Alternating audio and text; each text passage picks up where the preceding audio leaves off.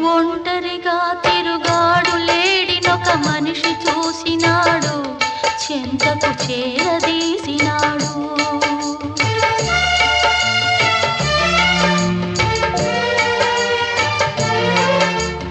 అభమో శుభమో తెలియని లేడి అతనిని నమ్మింది, తన హృదయం పరిచింది.